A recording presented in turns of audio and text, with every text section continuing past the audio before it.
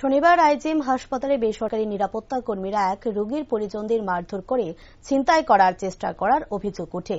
রোগী এক পরিজন জানায়, শুক্রবার রাতে রোগীর সাথে থাকা পরিজনদের ভীষণভাবে হেনস্থার শিকার হতে হয়। শুধু হেনস্থাই নয়, তার পাশাপাশি মারধরও করে। 3 জন সিকিউরিটি গার্ড মিলে মারধর করে। তার পাশাপাশি 2 জন মহিলা রোগীর এক পরিজনের চেইন নিয়ে যাওয়ার চেষ্টা করে। পরবর্তী সময় পুলিশকে খবর দেওয়া হয় এবং যারা তাদের উপর আক্রমণ চালিয়েছে তাদের বিরুদ্ধে মামলা করবে বলে জানায় তিনি।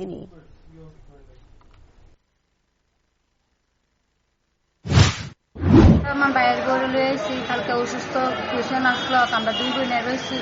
থাকার পরে তারা ইটালিয়া খুব দরবার করছে সারা রাত্র। এরপরে যে আমার বাইরে এমনি দইরা খুবভাবে মারধর করছে। আমরা 2 বোনের মারধর করছে সিকিউরিটি গার্ড। আর আমরা 3টা সিকিউরিটি গার্ড ছেলে খুবই মারধর করছে, পুরো দইরা টইরা গুছিয়ে রাখছে না।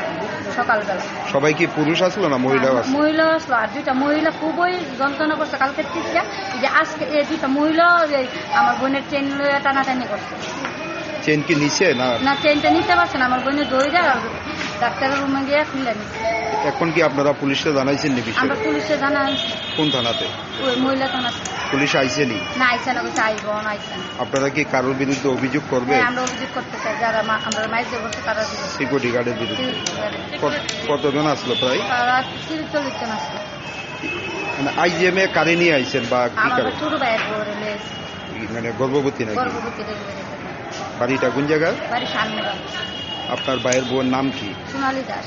আর হাজবেন্ডের নাম? অভিজিৎ দাস। আর আপনার 2 বোনের নাম কি যাদের মাধ্যমে? কুমারানী দাস।